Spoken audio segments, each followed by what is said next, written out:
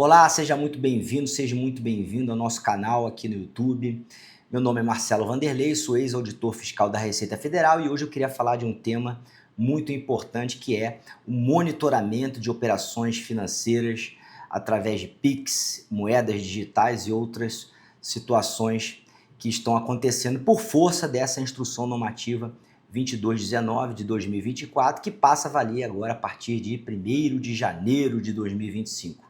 Mas antes da gente começar, eu te peço para se inscrever aqui no canal, ativar as notificações e fazer os seus comentários. E se esse vídeo realmente fizer sentido para você, que você compartilhe com outras pessoas que podem ter acesso à informação de qualidade.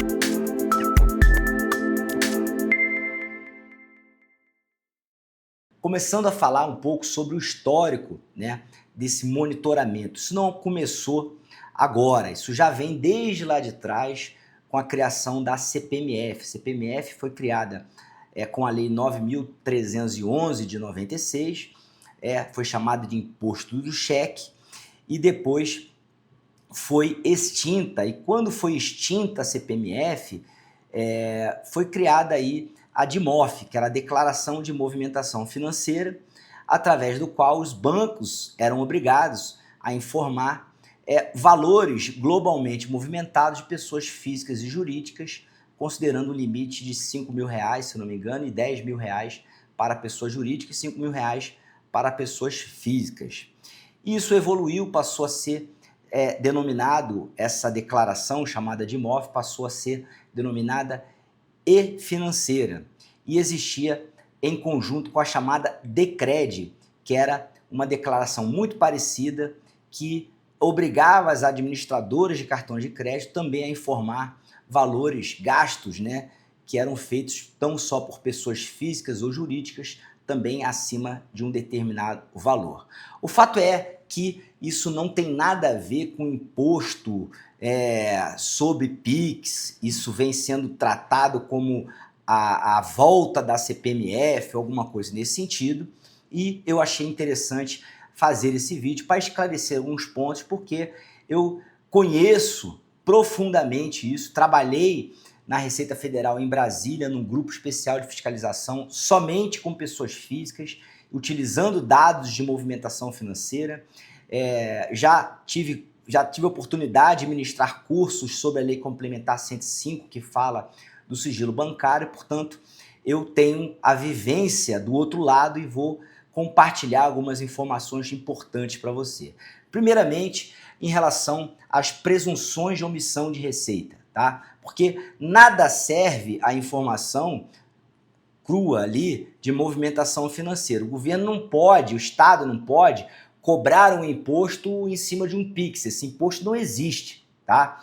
Qual é o imposto que potencialmente pode ser cobrado? O imposto de renda, no caso da pessoa física, por exemplo. Então vamos ficar aqui com o imposto de renda. Uma pessoa física que porventura, ela omite valores que ingressaram em sua conta bancária, ao se deparar com um procedimento de fiscalização, ela vai precisar apresentar os comprovantes de que aquela receita tem uma origem. E qual é a origem daquela receita?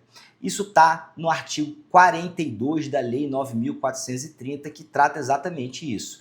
Depósito bancário sem comprovação de origem. Então, para valores que regularmente intimados o contribuinte não consiga justificar a origem, a própria lei já faz uma presunção relativa de omissão de receita, portanto o fiscal ele não precisa ir atrás da fonte, saber do que veio, da onde veio, como veio. Basta que o contribuinte não apresente a comprovação, o fiscal pode automaticamente aplicar aí a presunção do artigo 42 da Lei 9.430, que é para depósito bancário sem comprovação de origem. Isso é o que funciona. Da mesma forma, a questão dos pagamentos, tá? Porque você imagine o seguinte, uma movimentação financeira como um cano de água, tá? Então você tem o dinheiro que entra e o dinheiro que sai. O fiscal da Receita, ele coloca um medidor ou na entrada do dinheiro ou na saída do dinheiro, tá? Nunca nos dois, porque ele tem presunções legais para depósitos bancários sem comprovação de origem, mas também tem a previsão e a presunção legal ali, né, de pagamentos efetuados a beneficiários sem causa, pagamentos que não têm motivação para isso, tá? Isso acontece muito para pessoa jurídica, a Lava Jato bateu muito em relação a isso. Então ele tanto pode tributar a presunção na entrada quanto a presunção na saída. Então a entrada de recurso e a saída de recurso de uma conta bancária pode ser um indício. Então nada mais é do que um indício. O governo, ao recolher informações, ao obter as informações de movimentação financeira, tanto de recebimentos quanto de pagamentos, ele tem uma ferramenta poderosa, eu reconheço, mas que nada mais representa do que um indício, tá? Para que haja uma autuação, obviamente, é necessário uma fiscalização. Ou seja, ninguém pode autuar uma pessoa física ou uma pessoa jurídica pelo simples fato de haver um indício de que a movimentação financeira é incompatível com o que essas pessoas recolhem de impostos, né? Isso não é automático. Existe uma lei complementar, a Lei Complementar 105, que é bastante rigorosa em relação ao sigilo bancário. Então, para você quebrar o sigilo bancário de alguém, para você ter acesso ao extrato bancário de uma pessoa, é necessário que haja um procedimento administrativo regular instaurado, ou seja, uma fiscalização. Uma fiscalização, ela não é pura e simplesmente um fiscal que passa na tua rua e resolve te fiscalizar. Ele precisa de um documento chamado Termo de Distribuição de Procedimento Fiscal, que na realidade é um mandato que autoriza aquele fiscal, aquela pessoa, naquela matrícula lá, a obter informações patrimoniais suas. Ele vai te pedir o extrato, se você não entregar, ele vai ter que justificar a indispensabilidade daqueles extratos bancários para prosseguimento da fiscalização e com isso ele consegue obter um documento chamado RMF, Requisição de Informações sobre Movimentação Financeira. Esse documento RMF ele manda para o banco e o banco manda os extratos bancários diretamente para a fiscalização. A fiscalização vai lá, relaciona tudo que entrou e pede a comprovação de origem. Aquilo que não teve comprovação de origem, ele vai lá e autua e cobra os 27,5% dele com multa de 75, 150, o que for, né? E segue o baile. Então, essa questão aí de que o Pix agora está sendo tributado, está sendo taxado, né? Nós estamos falando aí, pessoal, de indício. O que eu não quero dizer que isso não seja grave, tá? Vamos separar uma coisa da outra. Eu acho grave porque existe uma invasão de privacidade. Só que o entendimento do judiciário em relação à privacidade, quando se fala em movimentação financeira, a privacidade ela diz respeito à informação qualitativa e não quantitativa, ou seja, a partir do momento que o Estado sabe o quanto que entrou e o quanto que saiu da tua conta, o judiciário entende que você não teve a sua privacidade invadida. Você teria sim a sua privacidade invadida se o Estado soubesse com que você gastou, com quem você gastou, qual foi a pessoa que depositou, ou seja, a informação qualitativa. Essa sim invade a tua privacidade. Você sabe os seus hábitos de consumo, você vai saber uma série de coisas da vida da pessoa olhando o seu extrato bancário, não é isso? Isso tanto vale para a pessoa física quanto vale para a pessoa jurídica. E é muito importante dizer o seguinte, esses extratos bancários que quando eles são fornecidos para a fiscalização, eles sequer podem constar no processo fiscal.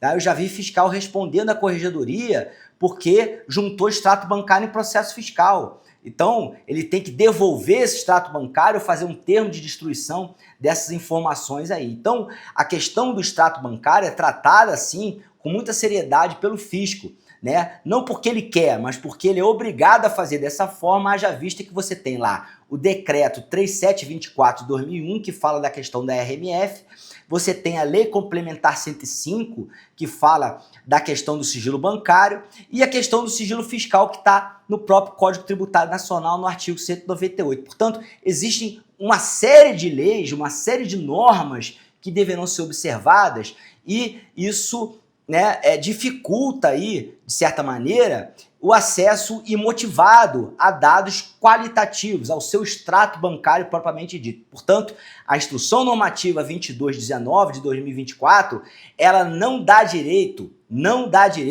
ao Estado acessar o seu extrato bancário. O Estado vai saber quanto que entrou na sua conta e quanto que saiu na sua conta.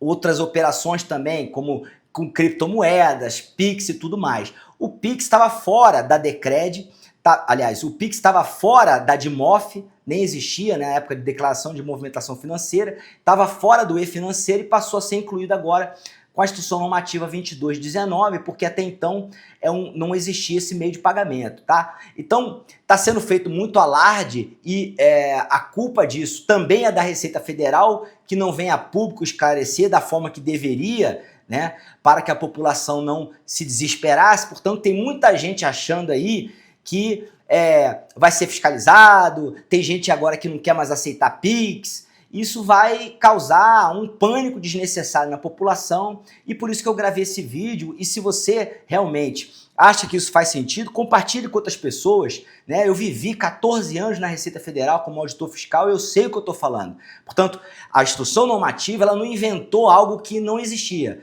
Ela aumentou o leque de informações que já eram prestadas desde sempre aí, no primeiro momento com a CPMF, depois com a DMOF, Decred e e-financeira, e agora, né, tudo centralizado na e-financeira, tá? Agora, é importante que o empresário saiba que os indícios são atrativos da fiscalização. Cada um sabe aonde que dói o seu calo, tá? Então, se um empresário está movimentando valores na conta dele, que muitas vezes não são oriundos de operações comerciais, né, ele tem que ter atenção porque ele está sujeito a uma fiscalização. Agora, essa fiscalização, ela é objetiva, ou seja, ela vai levar em conta uma determinada proporção entre o que você movimentou na sua conta e aquilo que você declarou de receita bruta, seja pessoa física, ou caso pessoa física, né, de rendimentos tributáveis, ou no caso pessoa jurídica, de receita bruta, faturamento, enfim.